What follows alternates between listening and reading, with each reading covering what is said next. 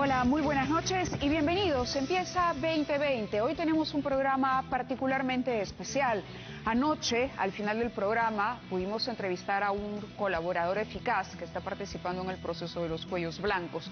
Lo interesante, al margen, por supuesto, de la mafia que todos conocemos, de Nostroza, Walter Ríos y otras figuras bastante recordadas, desgraciadamente recordadas por todos, algunos involucrados todavía en investigaciones, otros incluso ya con procesos de extradición en marcha.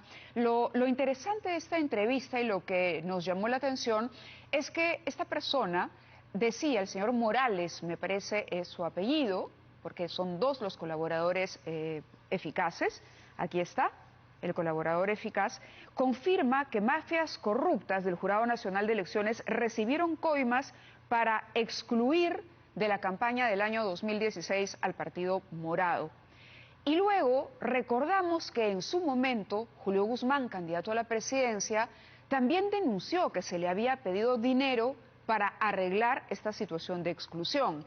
Con esto se demostraba, o con esto quedaba más que claro, que esta mafia de los cuellos blancos tenía tentáculos, caramba, en el Poder Judicial, en el Ministerio Público, pero también en las autoridades electorales.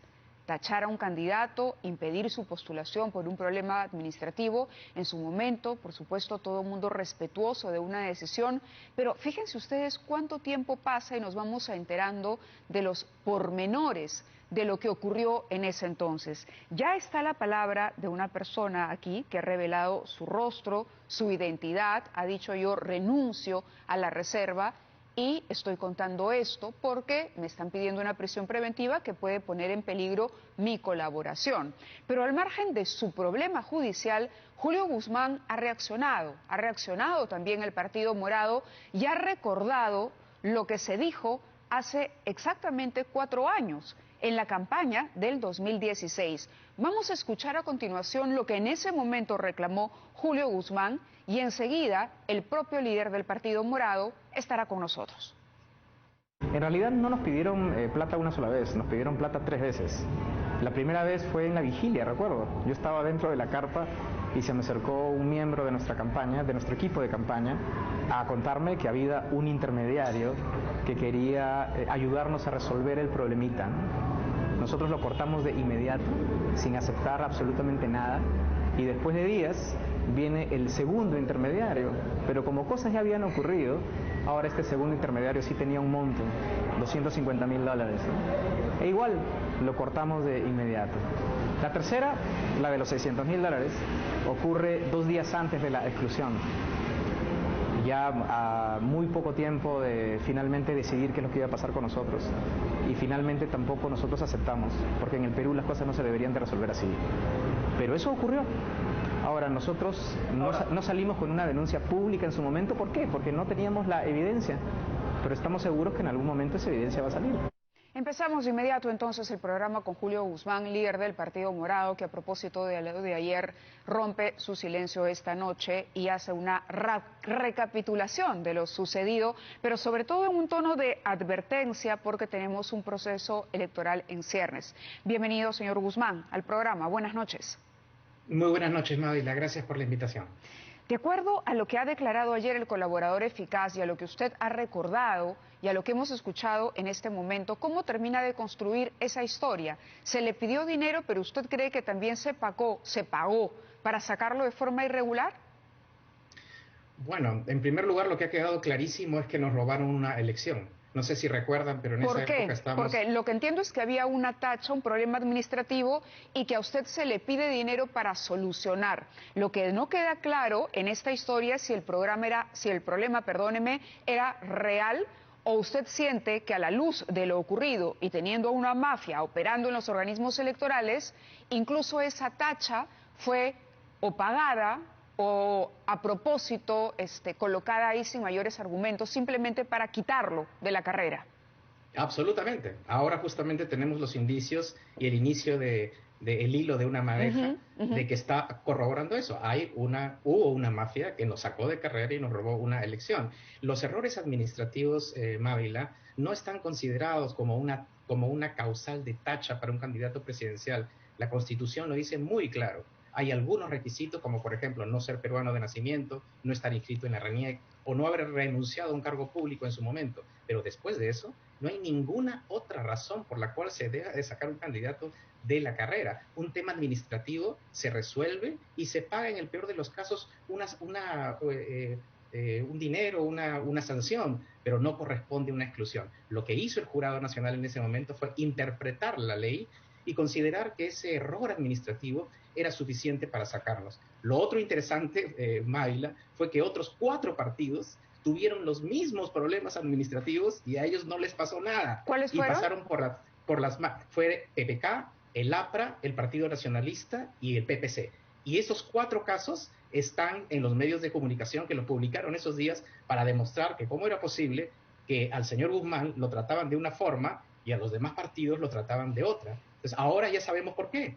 Lo que ocurrió es que haya habido pues corrupción y ahora Correcto, se está saliendo. Pero lo que no entiendo, y por eso insisto con la pregunta, es, ¿el jurado actúa porque le molestaba su candidatura, porque él tenía animadversión personal? ¿Cuál es su hipótesis detrás de esta tacha que materializa el Jurado Nacional de Elecciones, por cierto? Mi hipótesis es simplemente que en el Poder Judicial ha existido y existe mucha corrupción y hay alguien que puede corromperlo. Acá la gran pregunta también, Mavila, no es solamente qué jueces estuvieron involucrados en recibir el soborno, sino quién sobornó. Y eso se va a saber también muy pronto, de quiénes fueron las personas que juntaron el dinero y que finalmente fueron los que dieron el soborno. Esa es la otra gran pregunta. Claro, Acá entonces lo que usted está diciendo no es únicamente que le pidieron dinero, entiendo que fueron en total $600,000, si no me equivoco, para... No, fueron 3 veces. Fueron 3 veces, pero sumadas eran $600,000. No. Las 2 primeras fueron $250,000 y la última $600,000 para pagar honorarios profesionales y resolvernos el problemita. Ese fue el mensaje que nos llegó. ¿Quiénes eran los, no le digo los intermediarios, porque supongo que los nombres son irrelevantes, pero ¿en nombre de quién hablaban? Hablaban en nombre de las autoridades electorales y... ¿Del presidente del jurado en ese momento? No, en general, hablaban en general. Pero ¿cómo podían garantizarle que le solucionaran el problema? Si usted va a pagar $250,000, podría con todo derecho exigir una garantía de solución, una muestra. En realidad, Mávila, no te puedo contestar esa pregunta porque yo no estoy acostumbrado a ese tipo de gestiones. Correcto, pero ¿le ofrecían algún tipo de garantía? En absoluto. Lo que sí le puedo decir es que esa información me llegó a través de los miembros del comando de mi campaña, en esos 3 casos. Y el último caso ocurrió 2 días antes, justamente de que el jurado tomara una decisión final, y se nos acercaron justamente para hacer ese último encargo, digamos. El comando de campaña, al escuchar el testimonio que hemos tenido el día de ayer al aire, le ha recordado o precisado alguna información que valga la pena recordar hoy? Es decir, datos, qué cargos ocupaban estas personas dentro del jurado, algún apellido, algún indicio mayor. Bueno, en realidad lo que nosotros hemos hecho es declarar ante la fiscal. Mi persona ha declarado a principios del mes pasado y así como yo, otros miembros del comando de campaña lo han hecho. ¿Ante qué fiscal? Perdóneme. Ante la fiscal Rocío Sánchez. Rocío Sánchez, que es la que investiga precisamente los cuellos blancos del puerto. O sea, y seguramente lo ha citado a usted a propósito de lo declarado por este colaborador, para verificar el testimonio, corroborar el testimonio del colaborador. He dado mi versión y le he contado a la fiscal todas las experiencias que yo he vivido personalmente durante el 16 que tienen que ver con este evento. Lo que me sorprende, Mávila, si me permite, por favor, es lo que está ocurriendo estos días. Es decir, qué raro, qué extraño, que justamente cuando estos colaboradores eficaces quieren hablar y quieren dar en detalle qué es lo que pasó y quién pagó, que ahora venga un fiscal supremo que además pudiera estar involucrado en las investigaciones y que decide meter a prisión a 2 colaboradores eficaces para que se callen y para que no digan nada, es decir, para parar el proceso. Estos colaboradores vienen hace años colaborando con la justicia, pero justamente ahora les piden prisión. Qué coincidencia, justamente cuando van a hablar de las exclusiones, que además no es solo la mía, porque lo que han insinuado es que esto va muchísimo más, es un problema mucho más amplio. Así como los cuellos blancos del puerto, esto va a ser los cuellos blancos electorales. en donde va a comenzar con el señor Guzmán explicando en detalle qué pasó, pero luego se va a ir a otros casos, tantos que han ocurrido en el Perú, no solo a nivel nacional, sino recuerde que hay elecciones también de los gobiernos regionales, provinciales, distritales. O sea, esto va a ser realmente algo grande, pero lo que pedimos es que se investigue de inmediato, porque no podemos llegar a un proceso electoral en abril del próximo año si es que las autoridades electorales no tienen credibilidad. Esto se tiene que saber ya, porque el Perú no aguanta un proceso electoral que no tenga legitimidad y donde no haya transparencia. Vamos a enfrentar la peor situación económica y social del Perú en los últimos 200 años, y las autoridades que van a llegar en una mantra de incertidumbre, de falta de transparencia. Eso se tiene que saber de inmediato quiénes han estado involucrados. ¿Para quién estaría actuando, operando el fiscal Jesús Fernández Alarcón, que es quien ahora está pidiendo la prisión preventiva? Usted dice que esa prisión preventiva lo que busca es anular, sacar de juego esta colaboración que revelaría el tentáculo de la mafia en los organismos electorales. ¿Para quién estaría jugando el fiscal Jesús Fernández Alarcón? Esa es la pregunta que va vinculada a quién cree usted sobornó, pagó, coimió en su momento para sacarlo de carrera.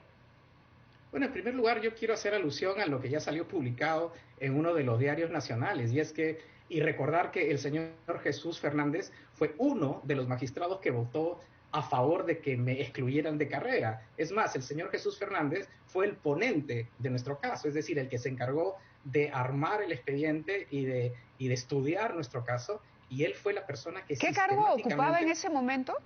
Él era magistrado del Jurado Nacional de Elecciones, era uno de los 5 que votó, o sea, uno de los 3 que votó a favor de que nos excluyeran. Vamos completando el círculo, claro, vamos completando el círculo. Eso es lo extraño, eso es lo raro, O sea, el integrante del Jurado Nacional de Elecciones, que tuvo a su cargo la ponencia para decidir y armar el expediente que concluyó en la exclusión de Julio Guzmán, es ahora el que le estaría bloqueando el camino o buscando silenciar, afectar la colaboración de quienes van a revelar la verdad. Ahora, ¿podrían revelar estos señores la verdad de lo que hizo Fernández en su momento? Evidentemente. No solo él, Mávila, porque recuerda que este tipo de casos de corrupción muchas de las veces no está involucrado una persona. Usted no conoce a Fernández, no hay un motivo para que Fernández no es, un opositor a rajatabla del Partido Morado. ¿Cuál sería el móvil que llevaría a Fernández en aquel momento a tratar de eliminarlo de la carrera electoral? Bueno, en primer lugar, las prácticas que existen, pero ahora él lo que está haciendo es protegerse, obviamente, y proteger a otros. O sea, si está pidiendo prisión preventiva para los colaboradores eficaces para parar esto, es porque quiere protegerse y quiere proteger también a otras personas que estarían involucradas en esto. No se hizo con PPK. Eso lo vamos a saber muy pronto. ¿Perdón? No se hizo con PPK, no se hizo con el APRA, no se hizo con el Partido Nacionalista, no se hizo con el PPC. ¿Usted cree que esto vino de una fuerza política interesada en retirarlo de la contienda?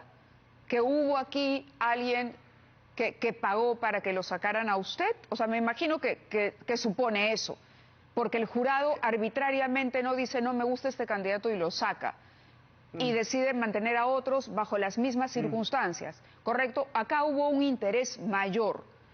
¿Por dónde han ido las indagaciones del Partido Morado y las suyas particulares para detectar a este poder mayor que en su momento quiso manipular y manipuló al Jurado Nacional de Elecciones a la luz de lo que hemos escuchado? Mávila, yo le voy a ser absolutamente transparente. Sí. En estos años nosotros hemos sabido quién ha sido la persona que lo ha hecho y qué organización. Un momentito, si me permite, por favor.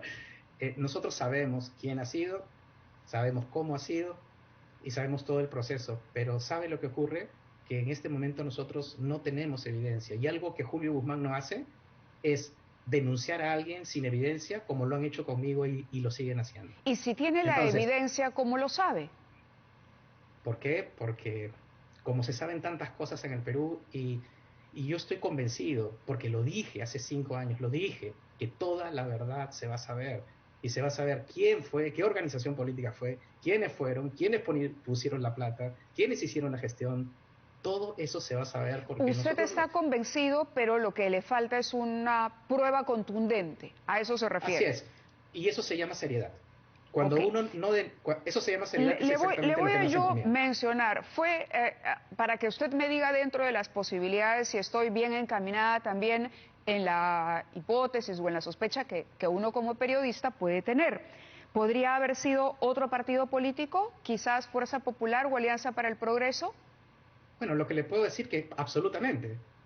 Sí, una organización política estuvo involucrada, pero también quiero decir que otros fueron cómplices, que se subieron al coche. No solo aquellos que participaron en presionar a las autoridades para que efectivamente la exclusión ocurriera, sino a todos los demás partidos que se quedaron callados, Mávila. Hay partidos que se llaman democráticos y que se quedaron mudos cuando nos excluyeron a nosotros. Es decir, defienden la democracia, salen a marchar, tienen una tradición enorme de salir a marchar, pero cuando excluyen a alguien, a ellos no les importa porque creen que les va a convenir. En el Partido Morado, nosotros cuando nos inscribimos, le pedimos al día siguiente a las autoridades que eliminen los requisitos, porque no era posible que otras personas pudieran hacer lo mismo que nosotros hicimos, porque era muy, muy duro. Y ahora que estamos haciendo esta denuncia, no estamos haciendo esta denuncia únicamente por el pasado para decir, mira lo que nos hicieron. No, sino para ver el futuro. Si es que en el Perú no se hace reforma política de verdad, que es la que la bancada morada quiere hacer, esto se va a repetir. Y si se va a repetir, vamos a tener la misma inestabilidad que hemos tenido en los 5 años, con un presidente como Kuczynski, que fue elegido sin mayor legitimidad, y un presidente actual que, tratando de hacerlo mejor, no tiene una organización política, no tiene un soporte que le permita tomar decisiones más efectivas. Esto no puede volver a pasar. Entonces, las cosas dolorosas deben de servirnos para crecer y para mejorar. Y ahora mi experiencia, yo la quiero entregar al país. Quiero que mi experiencia sirva para que la gente comprenda que esas reformas de eliminar el voto preferencial, eso de no permitir que los sentenciados puedan participar en las elecciones, del que el financiamiento público de los partidos políticos tiene que ser claro. Todo eso es fundamental para construir un país mejor. Claro, eso y la elección de las autoridades idóneas que ocuparán los cargos, o que algunas ya designadas,